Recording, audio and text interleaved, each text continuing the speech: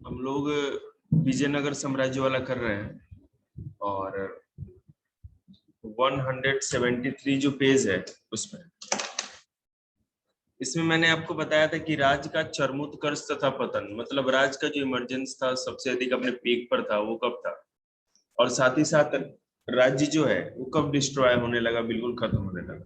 ठीक है, जैसा कि आपको पता है, हम लोगों ने ये पढ़ा कि विजयनगर में 4 डायनेस्टी या 4 राजवंशों का एग्जिस्टेंस था। वहां पर अराबिडू, बिल्कुल से ये 4 थे, बताइए आपको। तो 1485 तक जो पहला राजवंश था उसका नियंत्रण संगम था। 1485 में उनको हटा करके सुलूब लोगों ने उनको हटा दिया, उखाड़ फेंका, और 1503 तक सत्ता में रहे। तो सुलू 1485 से 1503 तक। इसके बाद तुलू आए जो कि 1503 से आगे तक शासन किया उन्होंने, और ये भी कब तक थे। इसमें तुलु राजवंश का महत्व सबसे अधिक है, और इसलिए क्योंकि तुलु राजवंश ने में कृष्णदेव राय नाम के राजा हुआ करते थे, जो कि विजयनगर साम्राज्य में या तुलु वंश में सबसे अधिक प्रभावशाली और सबसे अधिक विद्वान थे। विद्वान इस सेंस में कि सबसे वो एक बहुत बड़े कवि और लेखक भी थे, और शक्तिशाली राजा इसलिए थे क्योंकि उनकी सेना, आर्मी वो भी बहुत बड़ी थी, और ये भी खुद बहुत बड़े योद्धा थे। इन्होंने, याद रखिएगा, जो सबसे इंपॉर्टेंट है, आपके फ्यूचर में भी काम आएगा, अमुक्त माल्य मद, बॉक्स में लिखा हुआ है, अमुक्त माल्य मद नामक तेलुगु भाषा में एक किताब लिखी, और जिसमें कि व्यापारियों के बारे में इन्होंने उल्लेख किया। ठीक है, कहने का मतलब है कि भारत में उस समय विजयनगर में किन किन चीजों का व्यापार होता था, कौन सी चीज यहाँ के व्यापारी बाहर बेचते थे, और बाहर के कौन कौन सी वस्तुएं या जो भी आर्टिकल से गुड्स से यहाँ पर लाई जाती थी। आया तो नहीं।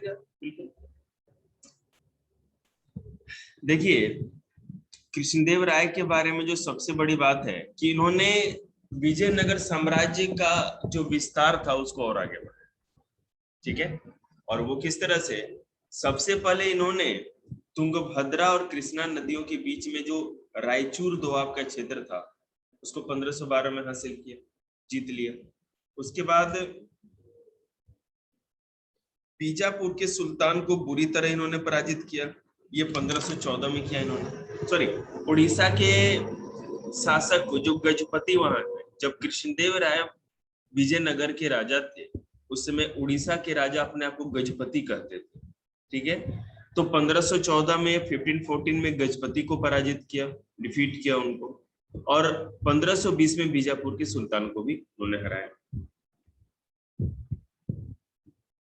इसके बाद जब इन्होंने अपने सारे प्रतिद्वंदियों या कॉम्पिटिटर्स को या जो भी विरोधी थे इनको हरा दिया, उसके बाद एक बहुत बड़े शक्तिशाली राजा बन गए, इनके साम्राज्य का विस्तार भी दूर दूर तक था। उसके बाद इन्होंने अपने राज्य के अंदर सुधारों पर ध्यान दिया, जनता किस तरह खुशहाल रहेगी, कैसे भव्य मंदिर बनाए जाएंगे, कैसे इमारतें बनाई जाएंगी, राजस्व का या रेवेन्यू कलेक्शन का क्या प्रोसेस होना चाहिए, एडमिनिस्ट्रेशन या प्रशासन, राज्य के अंदर का प्रशासन कैसे चलेगा, इसकी व्यवस्था इन्होंने देखी।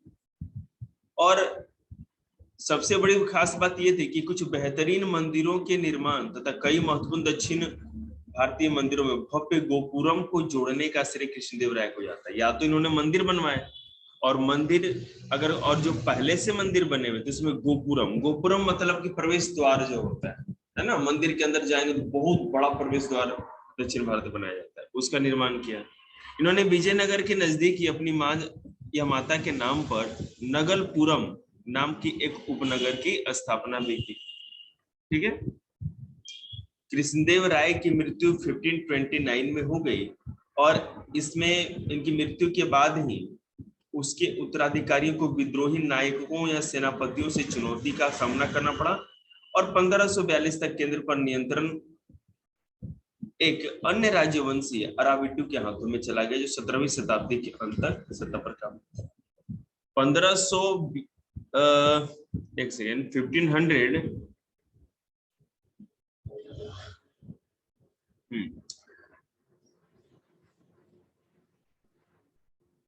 1503 से लेकर के 1529 तक, ठीक है, सॉरी नहीं 1529 नहीं 1542 तक। नोटबुक निकालो, ये जो मैं 4 डेट लिखवा रहा हूँ लिख,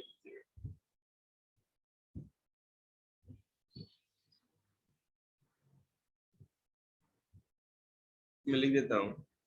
जो पहले 4 राजवंश आप लोग लिख लेना, जो वीडियो भी देख रहे हैं घर पर। संगम, सुलू,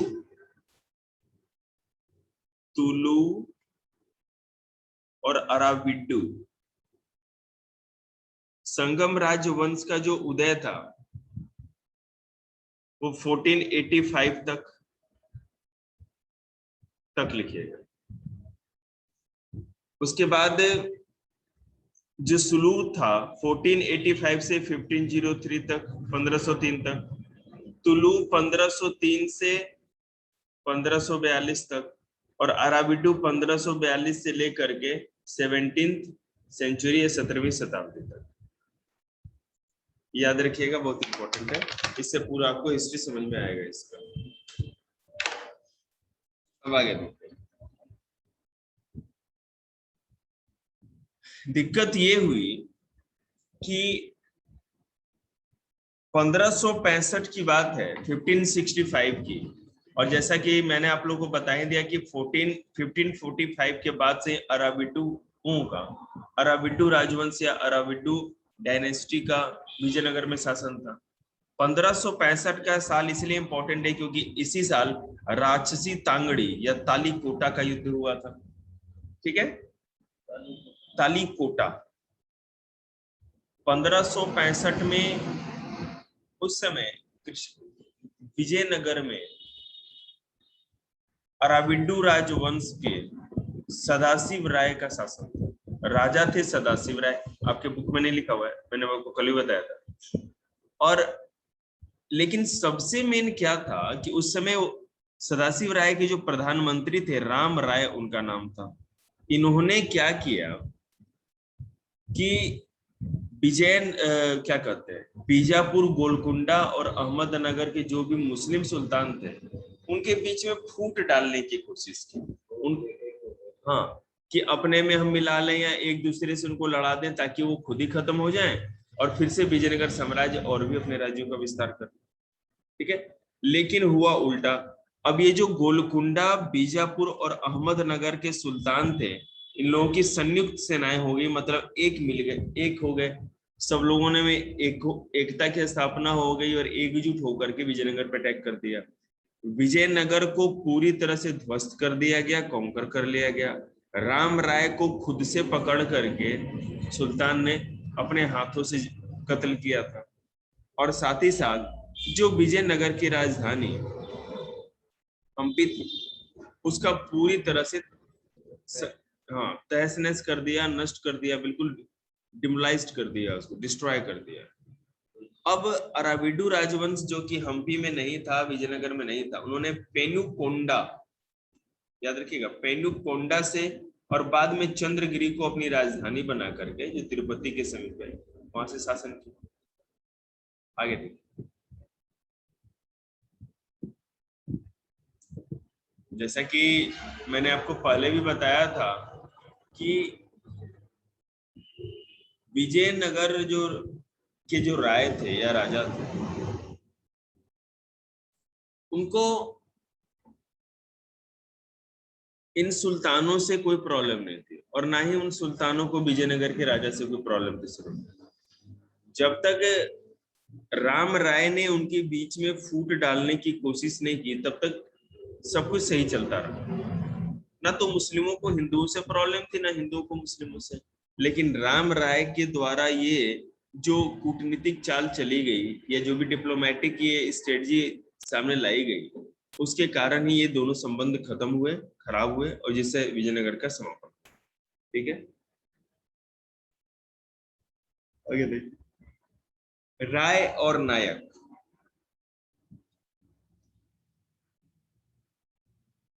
साम्राज्य में शक्ति का जो प्रयोग करने वाले लोग थे, में सेना प्रमुख होते थे। मेन तो जो आर्मी के हेड थे वही सबसे अधिक शक्तिशाली थे, जो कि सामान्यतः किलों पर नियंत्रण रखते थे और जिनके पास सशस्त्र समर्थक भी होते थे। ठीक है, किलों पर नियंत्रण रखते थे। किले मतलब कि फोर्ट, जैसे लाल किला इस टाइप का, तो वहां पे नियंत्रण रखना, उसको प्रोटेक्ट करना, उसकी सुरक्षा पे ध्यान रखना, और अपने सैनिक भी में रखते थे। और उस किले को वो या फोर्ट को प्रोटेक्ट करने के लिए वो अपने पास आर्म्ड सपोर्टर भी रखते थे। वो एक स्थान से दूसरे स्थान घूमते भी रहते थे, अपनी सेना को लेकर एक स्थान से दूसरे स्थान तक घूमते जाते थे। और इसलिए घूमते थे कि कई बार बसने के लिए उपजाऊ भूमि की तलाश में किसान भी उनका साथ देते थे, किसान भी उनके साथ साथ हो लेते थे। मान लीजिए कि कोई बंगाल का नायक, उस समय क्या कहते हैं, इन प्रमुखों को, सेना प्रमुखों को नायक कहा जाता था। ये तो आएगा पेपर में, इसलिए आप लोग दिमाग में एकदम रख लीजिए। तो जो सेना प्रमुख थे उस समय, या जो कमांडर होते थे, सरदार होते थे, उनको नायक कहा जाता था। जिनके पास कुछ सेना होती थी, अपनी सेना लेके चलते थे, उनको नायक कहा जाता था। हाँ हाँ, विजयनगर की बात कर रहे हैं। तो मान लीजिए कि कोई नायक बंगाल का है और वो वहां से भ्रमण कर रहा है, वो चला गया क्या कहते हैं, उड़ीसा। ठीक है, उसने बंगाल में अकाल पड़ा था तो सोचा कि उड़ीसा चलते हैं, एक नए जगह की खोज करेंगे, या अपने साम्राज्य के अंदर ही। तो अब जब ये नायक जा रहा था तो इसके साथ साथ कुछ किसान भी साथ चलते थे कि चलो कोई नहीं, नई जमीन मिलेगी, नई खेती की जगह मिलेगी, हम लोग वो भी देख लेंगे। बात समझ? ये लोग जो प्रमुख होते थे, सेना के नायक होते थे, हेड होते थे, उनको नायक कहा जाता था। और ये आमतौर पे तेलुगु और कन्नड़ भाषा बोलते थे। कन्नड़ क्योंकि कर्नाटक में भी इलाका था, और तेलुगु इसलिए क्योंकि आंध्रा में भी इनका इलाका था। कई नायकों ने विजयनगर शासक की प्रभुसत्ता का समर्पण किया था, पर ये अक्सर विद्रोह कर देते थे और इन्हें सैन्य कार्रवाई के माध्यम से ही वश में किया जा सकता था। अब मान लीजिए कि विजयनगर के राजा हैं, ठीक है, विजयनगर के कोई राजा हैं और उनके अंडर में 100 नायक है, 100। ठीक है, अब ये 100 नायकों ने निश्चित रूप से राजा के सामने समर्पण कर रखा है कि हाँ, हम आप ही को टैक्स देंगे, हम आप ही के अंडर में हैं, आप ही हमारे राजा हो। लेकिन इसमें से क्या होता था कि कभी कभी कोई विद्रोह कर देता था, है ना, जिसको ज्यादा लगता था, कॉन्फिडेंस आ जाता था कि हम ही तो सब है, तो राजा उसके कॉन्फिडेंस को खत्म करने के लिए या उसको दबाने के लिए सेना भेजता था, और सेना के द्वारा उसको फिर से हराया जाता। अब देखिए, एक प्रणाली थी अमर नायक प्रणाली, मैंने कल बता दिया था उस दिन कि विजयनगर साम्राज्य की एक प्रमुख राजनीतिक खोज थी। ऐसा प्रतीत होता है कि इस प्रणाली के कई तत्व दिल्ली सल्तनत की एकता प्रणाली से लिए गए। तो मैंने समझाया था, इल्तुतमिश ने एकता प्रणाली दी थी। एकता का मतलब होता था जमीन का एक टुकड़ा। तो जो भी नायक, मान लीजिए कि कोई नायक है, उसके पास बहुत सेना है, तो राजा सैलरी देगा तभी तो राजा के लिए काम करेगा। सेना का खर्च भी है, जो सैनिक अपने पास रखे उसको खिलाएगा कैसे, हथियारों का खर्च है, घोड़ों का खर्च है। तो जो इलाका उस नायक को दिया जाता था, एक छोटा सा जमीन का टुकड़ा दे दिया जाएगा, और छोटा जमीन का टुकड़ा मतलब दिल्ली जितना भी हो सकता है, ठीक है, इतना बड़ा इलाका। और उससे जो भी टैक्स वसूला जाता था वो उस नायक का होता था, और नायक उस चीज को खर्च किस पे करता था, अपने सैनिक पे और अपने साजो सामान पे। अमर नायक सैनिक कमांडर, और ये अमर नायक कौन थे? अमर मतलब एकता, और नायक मतलब उनके मालिक। तो मतलब ऐसे नायक जिनको अमर मिली हुई थी, या ये एकताएं या जमीन के टुकड़े मिले हुए थे, प्लॉट मिले हुए थे, उनको अमर नायक कहा जाता था। ठीक है, जिन्हें राय द्वारा प्रशासन के लिए राज्य क्षेत्र दिए जाते थे। तो अमर नायक एक सरदार होता था, एक सेना का कमांडर होता था, जिसको कि नायक कहा जाता था, और उसे राय द्वारा जमीन दी जाती थी। राय मतलब कि राजा। विजयनगर में राजा को राय, और सेना के प्रमुख या सरदारों को फ्यूडल्स को नायक कहा जाता था। वे किसानों, शिल्पकर्मियों तथा व्यापारियों से भू राजस्व तथा अन्य कर वसूला करते थे। मैंने वही बताया, उनके इलाके में जो भी लोग आएंगे सबसे टैक्स वसूलते थे। वे राजस्व का कुछ भाग व्यक्तिगत उपभोग तथा घोड़ों तथा हाथियों के निर्धारित दल के रखरखाव के लिए अपने पास रख लेते थे। ये दल विजयनगर शासकों को एक प्रभावी सैनिक शक्ति प्रदान करने में सहायक होते थे, जिनकी मदद से पूरे दक्षिण प्रायद्वीप को अपने नियंत्रण में किया। राज राजस्व का कुछ भाग मंदिरों तथा सिंचाई के साधनों पर रखरखाव के लिए खर्च किया जाता था। अमर नायकम प्रणाली कराई थी, याद होगा आपको। तो विजयनगर में जो सेना के कमांडर थे या सरदार थे उनको नायक कहा जाता था, जैसा कि अभी बताया मैंने आपको, और राजा को राय कहा जाता था। इक्ता प्रणाली या इक्ता सिस्टम, इक्तेदार जो होते थे, वो इल्तुतमिश ने दिल्ली सल्तनत में शुरू की थी। उसमें क्या था कि कोई सरदार या कोई मंत्री होता था और अगर उसको किसी क्षेत्र में अपॉइंट किया जाता था तो उसको जमीन का जो टुकड़ा दिया जाता था उसको इक्ता कही जाती थी, ताकि उससे वो टैक्स वसूले, रेवेन्यू कलेक्ट करे, अपने सैनिकों का अपना खर्च निकाले। ठीक है, टैक्स के तो खराज थे, खम्स तो बहुत सारे टैक्स थे, खराज कहते थे उसको। तो उसी तरह विजयनगर में भी ये जो अमर नायकम प्रणाली थी, ठीक है, विजयनगर में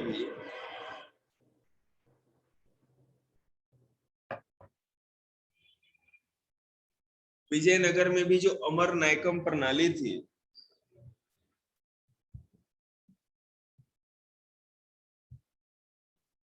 वो भी इक्ता प्रणाली की तरह ही थी, इक्ता सिस्टम की तरह ही। और इस सिस्टम में क्या था आपको पता ही है कि जो राय होते थे जमीन का एक टुकड़ा देते थे, और नायक या जो सेना का कमांडर या सरदार होता था वहां पर व्यापारियों से, किसानों से, शिल्पकर्मियों या मतलब कि जो आर्टिशियंस होते थे उनसे वो टैक्स लेता था, और सारा का सारा क्या करते थे, अपना खर्च चलाता था। लेकिन अगर मान लीजिए कि आपको वो जमीन का टुकड़ा दे दिया गया, इसका मतलब वो आपका नहीं है, वो है तो राजा का, आपको खर्च चलाने के लिए दिया गया है। तो साल में एक बार आपको राजा को भेंट भी देनी होती थी, राजा के पास जाके गिफ्ट देना पड़ता था कि आप उस इलाके से तो कुछ तो लेके आओगे ना साल में एक बार, और अपनी स्वामी भक्ति प्रकट करनी पड़ती थी।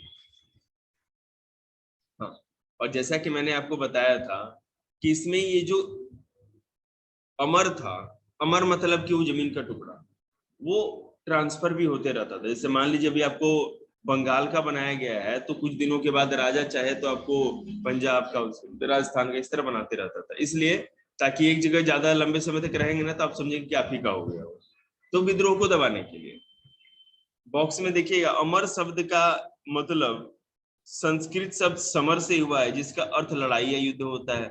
यह फारसी शब्द अमीर से भी मिलता जुलता है जिसका अर्थ ऊंचे पद या कुलीन व्यक्ति से। आगे देखिए, विजयनगर राजधानी तथा उसके परिप्रदेश, जो भी इसके कैपिटल्स थे, और विजयनगर उसका क्या इलाका था पूरा, किस तरह से और कैसे ये पूरा का पूरा जो हम्पी शहर था राजधानी कैसे बसाई गई थी उसके बारे में देखिए।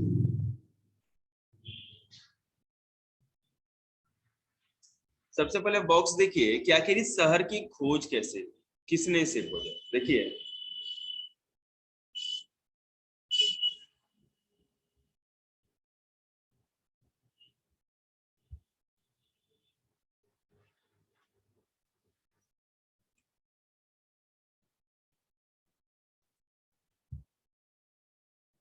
ये बॉक्स बेटा इतना इंपॉर्टेंट है कि इससे तो क्वेश्चन आएगा ही आएगा।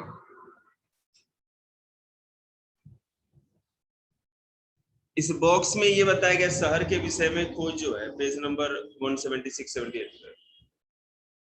विजयनगर, जैसा कि मैंने आपको बताया था, यहाँ पे अरब लोगों के साथ व्यापार के बाद फ्रांसीसी लोग भी है, सॉरी पुर्तगाली लोग, पोर्तुगीज। विजयनगर साम्राज्य की स्थापना 1400 समथिंग में हुई थी, उससे भी पहले हुई, और ये लगभग 1565 तक था, 1565 तक। और पुर्तगाली इंडिया में कब आए थे बताइए? 1498, पता है? वास्को डी गामा 1498 में आया था ना, 1498। तो यहाँ पर आने का मतलब है कि अलग अलग यात्री भी आते थे, विजयनगर साम्राज्य को देखते थे, राजधानी घूमते थे, राजा को देखते थे, उनके दरबार में रहते थे। तो विजयनगर में अलग अलग राजाओं के शासन काल में यूरोप के अलग अलग जगहों से, अफ्रीका के या मध्य एशिया, अरब के अलग अलग जगहों से यहाँ यात्री आते हैं। और उन्होंने जो विजयनगर के बारे में लिखा, इसकी प्रॉस्पेरिटी या समृद्धता के बारे में लिखा, खुशहाली के बारे में, उसी से हमको अभी विजयनगर साम्राज्य की जानकारी सारी मिलती है। उसमें क्या था देखिएगा, निकोलस द कॉन्टी, ये इटली का एक व्यापारी था। निकोलो ड कॉन्टी इटली का व्यापारी था। अब्दुल रज्जाक, फारस मतलब बेटा ईरान, ईरान के राजा का राजदूत था। अफनासी निकितीन, यह रूस का एक व्यापारी, ठीक है, जिन सभी ने 15वीं शताब्दी में शहर की यात्रा की थी। और दुआर्ते बारबोसा, डोमिंगो पेस तथा पुर्तगाल का फर्नावो नूनीज, जो कि 16वीं शताब्दी में आए थे। तो ये सारे के सारे यात्री कहाँ के थे, ये इंपॉर्टेंट है, और कब आए थे ये इंपॉर्टेंट। आगे देखिए,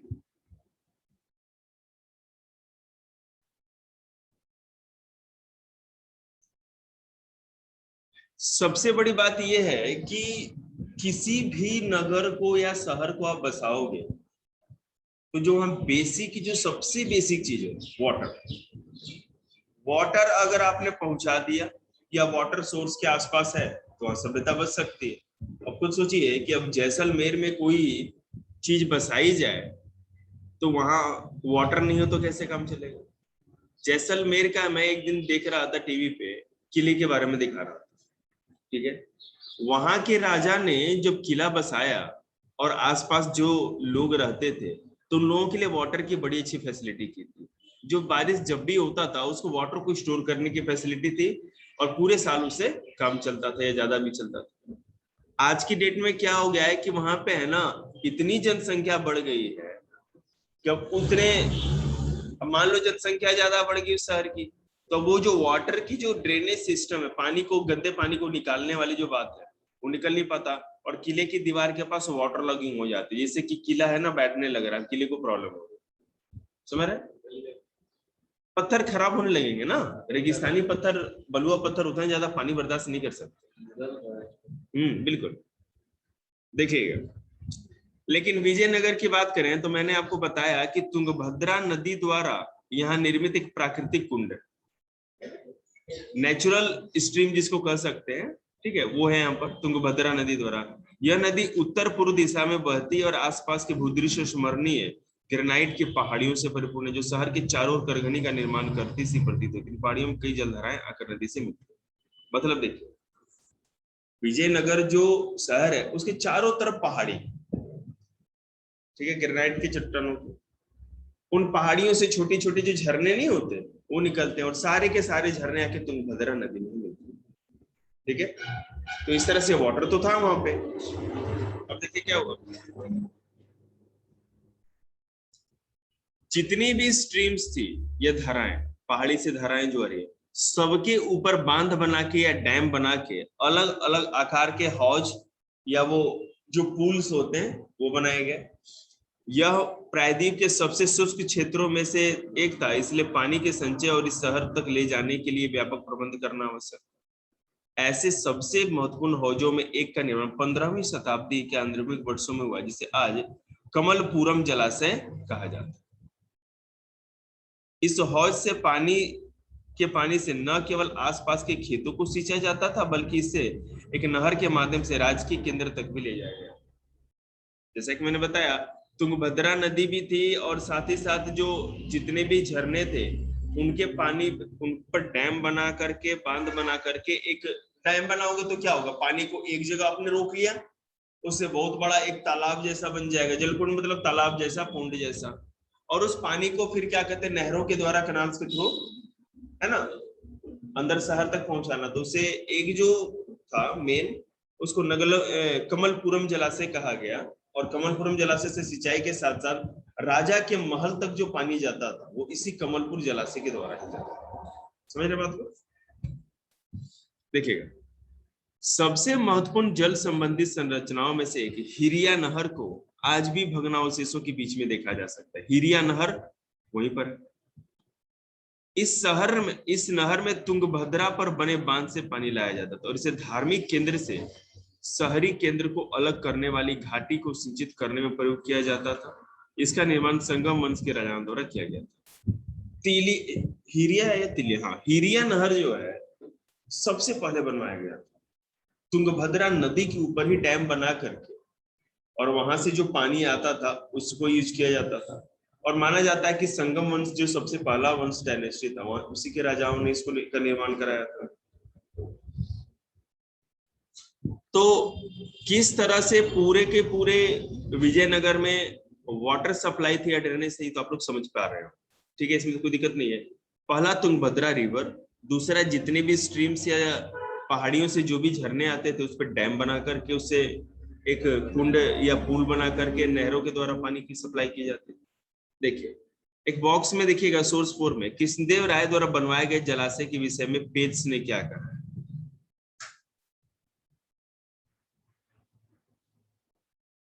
यार ये तो देख लीजिएगा, इसमें तो कुछ है नहीं। आपको पिक्चर बेटा दिख रहा होगा, एक है ना क्या कहते हैं पिलर्स के ऊपर, ये ना तुम यहाँ देखो, दिख रहा पिलर्स पर, ये पिलर्स के ऊपर किस तरह से ये पानी को वहां से जलकुंड से अंदर तक ले जाने की बात, इस चीज के थ्रू ले जाते।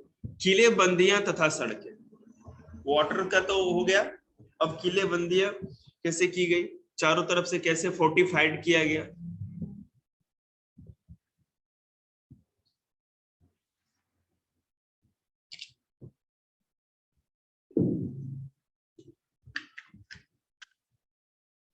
देखिए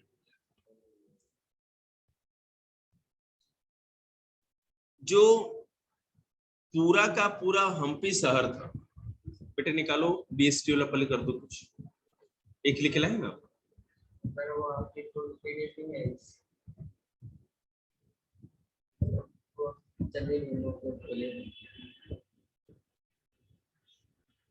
मुझे इस बात को सुन के इतना बड़ा धक्का लगा है, मैं आपको क्या बताऊं, मेरे में दुख।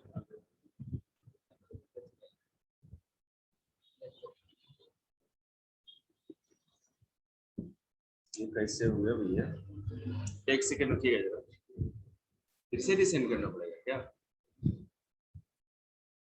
भैया आ रहे होंगे, नींद हिंदी बोल रहे होंगे, कितने आलसी बच्चे भाई। देखिए पूरा का पूरा जो शहर था वो किले बंद था, मतलब चारों तरफ से बाउंड्री से घिरा हुआ था। शहर की, हाँ, शहर की सुरक्षा के लिए चारों तरफ से बाउंड्री वॉल किए गए थे।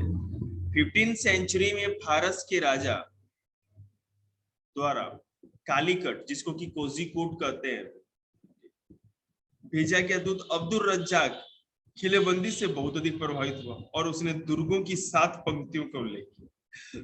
कहा कि 7 लाइंस में थे सारे के सारे ये फोर्ट्स, दुर्ग मतलब फोर्ट, एक लाइन 7 अलग अलग लाइन।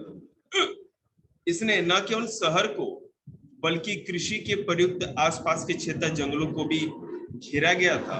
सबसे बाहरी दीवार शहर के चारों ओर बनी पहाड़ियों को आपस में जोड़ती थी। जैसे मान लीजिए कि एक पहाड़ी से दूसरी पहाड़ी के बीच में गैप है, एक पहाड़ी तो खुद ऑटोमेटिक एक बाउंड्री वॉल है। मान लीजिए आपके घर के 3 तरफ से मैंने कि अलग अलग जगह पहाड़ियां हैं, तो पहाड़ी को तो कोई क्रॉस नहीं करेगा, 2 पहाड़ी के बीच में जो रास्ता उधर से ही आएगा कोई दुश्मन। तो उसने क्या किया, एक पहाड़ी और 2 पहाड़ी के बीच में जो गैप था उसमें बाउंड्री लग बनवा दी, तो अब ये पूरी की पूरी एक बाउंड्री की जैसी होगी। समझ में आया होगा बात आप लोग को। पहाड़ी को कैसे गिराएंगे भैया, पहाड़ी को तो अभी भी नहीं गिरा सकता कोई। उस जमाने में कहा इतने वो खुरपा लेकर के चलते थे, उसे क्या करेंगे। अब सचिन थोड़ी था उस यह विशाल राजगिरी संरचना थोड़ी सी सुंडा का थी, गारे या जोड़ने के लिए किसी भी वस्तु का निर्माण में कहीं भी प्रयोग नहीं किया गया था। पत्थर के टुकड़े फनाकार थे जिसके कारण वे अपने स्थान पर टिके रहते थे। दीवारों के अंदर का भाग मिट्टी या मलबे के मिश्रण से बना हुआ था। वर्गाकार बुर्ज बाहर की ओर निकले। देखिए ये जो पत्थर जोड़े गए थे ना, इसमें गारा चूना, जैसे सीमेंट जो हम लोग यूज करते हैं, तो पहले बेटा सीमेंट कभी तो आविष्कार नहीं हुआ था। नहीं, मिट्टी से नहीं, मैं आपको बता रहा हूँ। मैं आपको दो टेक्नोलॉजी बताता हूँ। एक अशोक के जमाने की, मतलब बहुत प्राचीन काल में, उस समय जो चिकनी मिट्टी होती थी ना, उसको पाउडर की तरह बना करके और ईंट के ऊपर एक पाउडर की तरह रख करके उसको चिपका देते थे। भाई, अशोक के समय का जो स्तूप है, सांची का स्तूप, बिहार में केसरिया का एक बौद्ध स्तूप है, मैं गया था पर्सनली वहां पे, मेरे फादर पोस्टेड थे। ईंट हिलना नहीं आज तक भाई, भूकंप में नहीं हिला, मतलब समझ लो कि हजारों साल से वो वैसा ही है उसको। और वहां का जो एएसआई था, आर्कियोलॉजिकल सर्वे ऑफ इंडिया का जो आदमी था, कर्मचारी, उसने बोला कि यह अशोक के समय का नहीं, अजात शत्रु के समय का है। अजात शत्रु लगभग 488 एडी में था। अभी 2021 चल रहा है, उसमें 488 साल और पीछे जाओ, जोड़ दो, उतने समय पहले का अजात शत्रु था, और उसने वो क्या कहते हैं, बौद्ध स्तूप बनवाया था। हाँ, अभी बिल्कुल, आप इस पे डालिएगा, आ जाएगा आपके केसरिया बौद्ध स्तूप बिहार, आ जाएगा, अभी तक टिका हुआ है, समझ लीजिए। और आगे जाके ये जो आपके क्या कहते हैं मुस्लिम लोग आए इंडिया में, तो देखो तीन ही तरह का आर्किटेक्ट मिलेगा ना, आर्किटेक्चर मिलेगा। एक तो था अशोक के समय का बौद्ध स्तूप, या सब जो बनता था। मौर्य काल में या गुप्त काल में जो महल ये सब बनते थे, वो लकड़ियों के बनते थे, ठीक है, क्योंकि बिहार में उस समय जंगल, बहुत घना जंगल होता था, समझ रहे बात को। लकड़ियां अवेलेबल थी, पत्थर। और वो बेटा सबसे बड़ी बात है, पत्थर के क्यों नहीं बने, क्योंकि हम लोग के पूरे बिहार में पहाड़ी और पत्थर तो है नहीं कहीं, ठीक है। पहले साइंस समझिए कि क्यों वहां पर अशोक का कोई भी हमको महल नहीं मिलता है, क्योंकि वहां पर कोई पत्थर उत्थर उतरे थे ही नहीं, जहां पर अशोक का या चंद्रगुप्त मौर्य का महल था या दरबार था। लकड़ियां अवेलेबल थी, लकड़ियों की बनाई जाती थी, और लकड़ियां इतने सालों में सड़ गल के खत्म। तो लेकिन जब ये मुस्लिम आए, तो ये जो बलुआ पत्थर है आपका, सैंडस्टोन जिसको कहते हैं हम लोग, रेड सैंडस्टोन, जिससे रेड फोर्ट बना हुआ है, आगरे का ताजमहल का बाहर का पूरा कॉरिडोर सब कुछ इससे बना हुआ है, ये पत्थर अवेलेबल था। तो पत्थर को जोड़ने के लिए गारे का इस्तेमाल करते थे। गारा मतलब कि चूना जो होता है ना, चूने का पाउडर, और चूने का पाउडर बेटे एक के ऊपर रख दिया ना, तो वहां से तो निकलना तो नहीं, वो टूट जाएगा, लेकिन वहां से आप निकाल नहीं सकते, पॉसिबल ही नहीं है। अंग्रेजों के जितने भी अभी पुल बने हुए, ब्रिजेस, कोइलवर पुल है ना, सोन नदी पे है, हम लोग भी आते, अभी इतने बड़े बड़े सीमेंट के कंक्रीट के खड़े करते टूट जाता है, 50 साल में, 30 साल, 40 साल में ढह जाता है। अभी तक वो पूरा का पूरा रेलवे पुल है, हावड़ा नई दिल्ली मेन लाइन पे, और अभी भी उस ईंट के केवल जो पिलर से उस पर केवल खड़ा कर देगा, और ईंट को उसी तरह गारे से जोड़ कर रख देगा, अभी तक उसे कुछ भी नहीं। हाँ, और हमको ऊपर से चला जाता है। हाँ, नहीं, पानी ऊपर से चला भी जाए, लेकिन उसकी जो बॉन्डिंग होती है ना, इतनी मजबूत कि आप सोच भी नहीं सकते। चलिए देखिए यहाँ पे, लेकिन विजयनगर में ऐसा कुछ भी नहीं था, इनको पता ही नहीं था गारे का, चूने का। तो ये लोग केवल इस तरह था कि पत्थर ही ऐसे काटते थे कि एक के ऊपर एक वो जाके खांचे में फिक्स हो जाए, और जाकर के एक बाउंड्री जैसे बात समझ में आ रही है आप लोगों को। इस किलेबंदी का सबसे बड़ा खास बात यह थी कि राजा कभी भी अपने महल को, अपने किले को घेरेगा, किसान के खेतों को क्यों घेरेगा। तो किसान के खेतों को भी सुरक्षा देने के लिए खेत आसपास के जो भी थे राजधानी के, उसको भी घेरा गया था। और इसके पीछे सोच ये थी कि अगर मान लीजिए किसी दुश्मन ने अटैक कर दिया, तो रसद पानी के लिए ये सब भी तो जरूरी है ना, सप्लाई के लिए, फूड सप्लाई के लिए, तो उन्हें खेतों को भी चारों तरफ से किलेबंद किया था। वन वर्ड्स के क्वेश्चन लिखने में, इस पेज में बदलेंगे, तुमने लिखा है ये। हाँ, तो दूसरा पेज ले लो।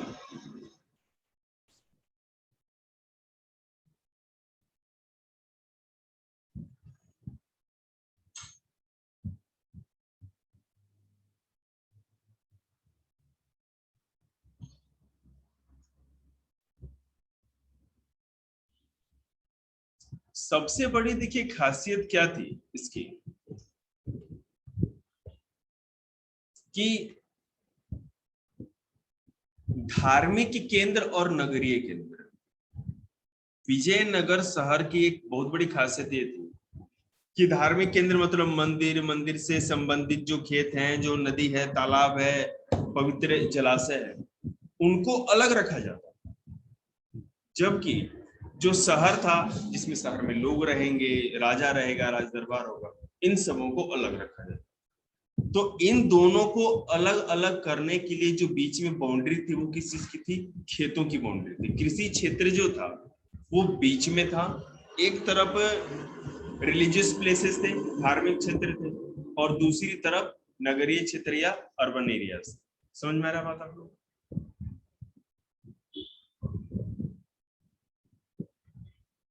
हाँ देखो, वही बोला मैंने जो लिखा है सेकेंड पैराग्राफ में 178 पेज पे, कहा यही जा रहा है ना कि आखिर खेतों को क्यों किलेबंद किया गया था? इसलिए क्योंकि घेराबंदी जब की जाती थी, चारों तरफ से घेर लिया जाता था किसी किले को। आप किले में तब कब तक रहोगे भाई? आप खाना रसद पानी खत्म हो जाएगा तो ऑटोमेटिक आपको भूखमरी में मर जाओगे, बाहर आना ही पड़ेगा, आपको समर्पण करना पड़ेगा। तो इसलिए कि हम दुश्मन के सामने हथियार ना डाले, समर्पण ना करें, खेतों को भी किलेबंद किया गया था।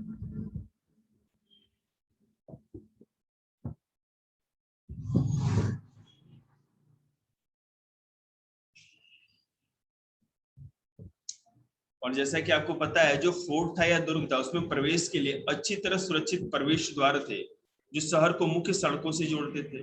प्रवेश द्वार विशिष्ट स्थापत्य के नमूने थे जो अक्सर उन संरचनाओं को परिभाषित करते थे जिन्हें प्रवेश को वे नियंत्रित करते थे। किलेबंद बस्ती में जाने के लिए प्रवेश द्वार पर बनी मेहराब और साथ ही द्वार के ऊपर बनी गुंबद तुर्की सुल्तानों द्वारा प्रदर्शित स्थापत्य के चरित्र को चारित्रिक तत्व माना जाता है। कहने का मतलब है, आपको ये इसमें ये पिक्चर दिख रही होगी, ये वाला दिख रही है, ये जो प्रवेश द्वार है आपको,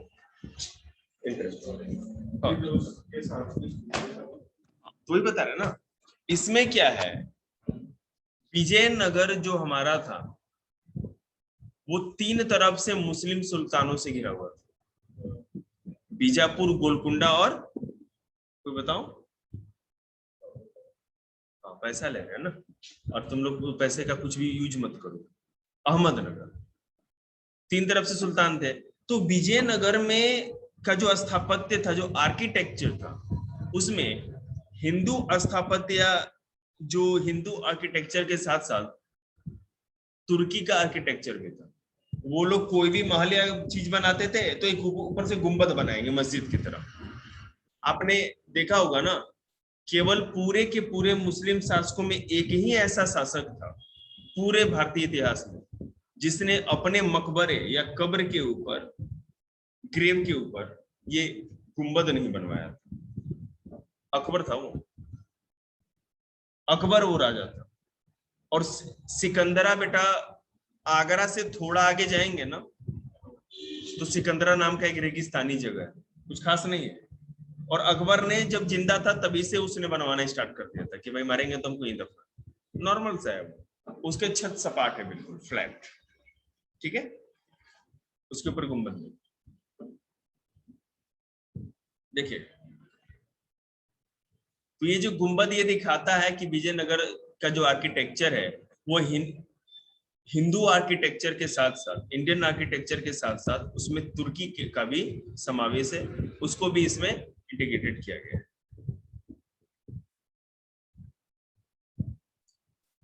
तो आपने शहर देख लिया किस तरह से बसे हुए थे, कैसे किलेबंद था चारों तरफ से। अब सड़कें कैसी बनाई गई, रोड्स जो विजयनगर में थे वो कैसे थे, देखते हैं।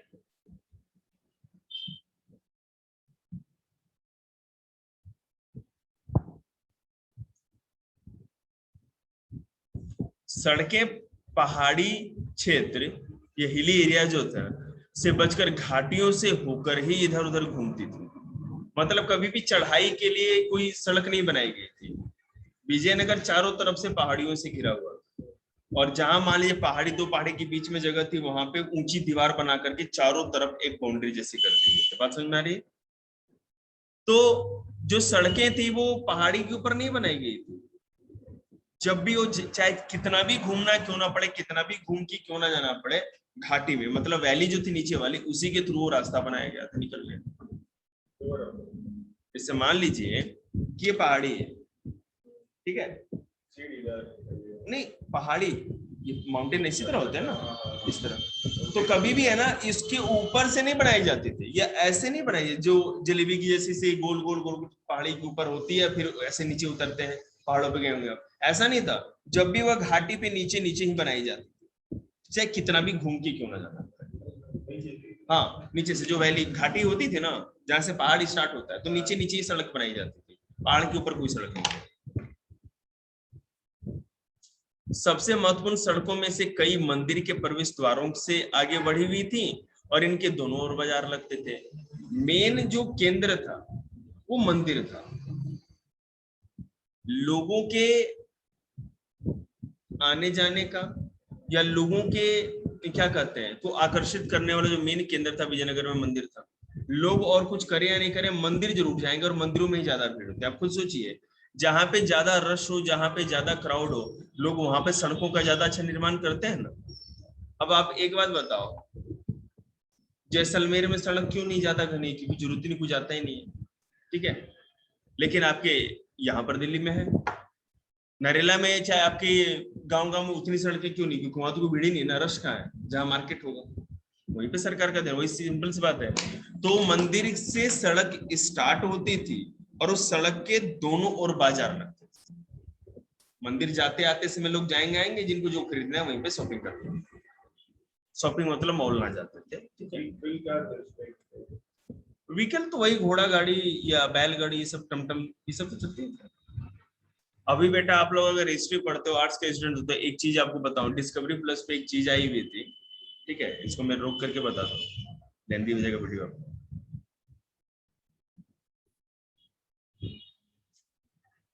शहरी केंद्र देखो, कक्षा 12वीं पार्ट 2, विजयनगर,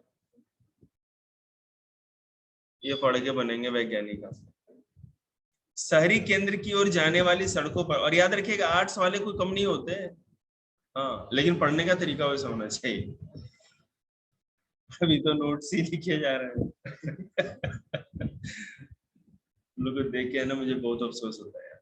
शहरी केंद्र की ओर जाने वाली सड़कों पर चले तो सामान्य लोगों के आवासों की अपेक्षाकृत कम पुरातात्विक साक्ष्य मिलते हैं। पुरातत्वविद ने कुछ स्थानों जिनमें शहरी केंद्र का उत्तर पूर्वी कोना भी है में परिष्कृत चीनी मिट्टी पाई है, और उसका सुझाव हो सकता है कि इन स्थानों में अमीर व्यापारी रहते। यह मुस्लिम रिहायशी मोहल्ला भी था। यहाँ स्थित मकबरों और मस्जिदों की विशिष्ट कार्य है, फिर भी उनका स्थापत्य हम्पी में मिले मंदिरों के मंडपों के स्थापत्य से मिलता जुलता है। सामान्य लोगों के आवासों जो अब अस्तित्व में नहीं है का 16वीं शताब्दी का पुर्तगाली यात्री बारबोसा कुछ का वर्णन करता है। लोगों के अन्य आवास छप्पर के हैं, पर फिर भी सुदृढ़ है और व्यवसाय के आधार पर कई खुले स्थानों वाली लंबी गलियों में व्यवस्थित है। देखिए क्या है, जो ये सड़कें थी जो मंदिरों से बन के चलती थी, उनके दोनों ओर जो घर थे रहने वाले, रिहायशी घर मतलब कि रेजिडेंशियल जो भी हाउसेस थे, वो आम लोगों की नहीं, साधारण लोग जैसे कि मिडिल क्लास या कोई छोटा मोटा आदमी, किसान, वो व्यापारी होते, ठीक है। जो भी ट्रेडर्स थे, व्यापारी थे, दुकानदार थे, शॉपकीपर थे, ये उनकी दुकानें हुआ करती थी, और मैंने वो लोग वहीं रहते थे। लेकिन और अब आम लोगों का जीवन कैसा था, किसान का, एक मजदूर का, वो पता नहीं चलता। लेकिन बारबोसा ने जो लिखा है, ठीक है ना, जो कि उस समय यात्री था यहाँ का, उसने बोला है कि यहाँ पर जो आम लोगों के घर थे वो छप्पर के थे, मतलब घास फूस के, ठीक है, लेकिन सुदृढ़ थे, मजबूत थे, ऐसा नहीं कि कमजोर थे। और उसके पास वो उन गलियों में, लंबी गलियों में खुलते थे जो कि व्यापार के लिए डेडिकेटेड थी, या व्यापार मतलब जहां दुकान उकान लगती थी। सीधे बाहर निकलते ही और आंख खोलते हैं ना, मेट्रो जाती दिखेगी, कुल्ला करो मेट्रो क्रॉस।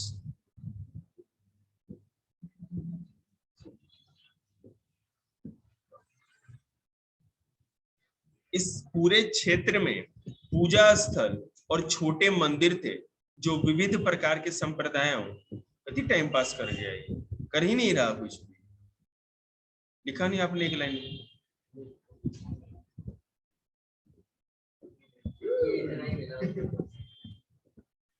तूने कब लिख दिया यार, घर से लिख के लाया था क्या? तो कर दिया भाई। अब तक दूसरा बच्चा रहता ना, मुंह नोच लेता मेरा, इसमें कितनी इज्जत से बात है। Thank you. छोटे मंदिर थे जो इस प्रकार के संप्रदायों जो संबद्ध क्षमता।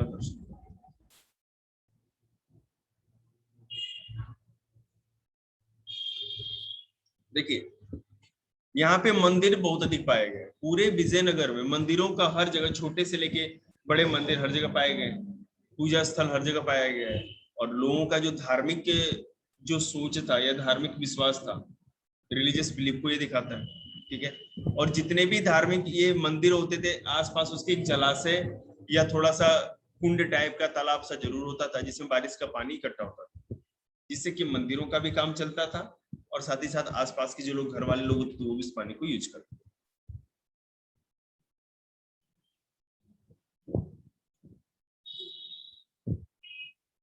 राजकीय केंद्र मतलब राजा का जो स्थान था, महल हो, दरबार हो, जो भी एडमिनिस्ट्रेटिव बिल्डिंग्स होती है, प्रशासनिक भवन जो होते हैं, वो कैसा था देखते हैं। हम्पी शहर के दक्षिण पश्चिम, ठीक है, साउथ वेस्ट, ये पूरा का पूरा राजकीय केंद्र बस्ती, मैंने राजकीय केंद्र वहां पर था। इसे राजकीय केंद्र की संज्ञा दी गई है, पर इसमें 60 से भी अधिक मंदिर सम्मिलित है। बेशक राजकीय केंद्र था, प्रशासन या राजा से संबंधित था, लेकिन फिर भी वहां पर भी देखा गया तो 60 मंदिर वहां पर भी। मंदिरों और संप्रदायों को प्रश्रय देना शासकों के लिए महत्वपूर्ण था, जो इन देव स्थलों में प्रतिष्ठित देवी देवताओं से संबंध के माध्यम से अपनी सत्ता को स्थापित करने और वैधता प्रदान करने का प्रयास। जो भी राजा होते थे वो जितना ज्यादा धर्म पे खर्च करते थे या धर्म को जितना ज्यादा प्रश्रय देते थे, जनता में उतनी ही उनकी मजबूत पकड़ होती थी। आप राजा हो, हिंदू राजा हो और जनता के भलाई के लिए काम कर रहे हो, ये आपको अपना एक चारित्रिक, अपना एक जो पर्सनालिटी भी दिखाना पड़ता था, चरित्र भी दिखाना, कैरेक्टर भी दिखाना पड़ता था, समझ रहे? तो इसीलिए भगवानों और देवी देवताओं और मंदिरों पे ज्यादा इनका रुझान रहता था। 30 स्ट्रक्चर्स में की पहचान महलों के रूप में की गई। ये जो राजकीय केंद्र थे इसमें 60 तो मंदिर मिल गए और 30 ऐसा था जो कि महल था। ये बड़ी स्ट्रक्चर्स थी जो अनुष्ठानिक कार्यों के लिए संबंध नहीं थी, जहां पूजा पाठ नहीं होता।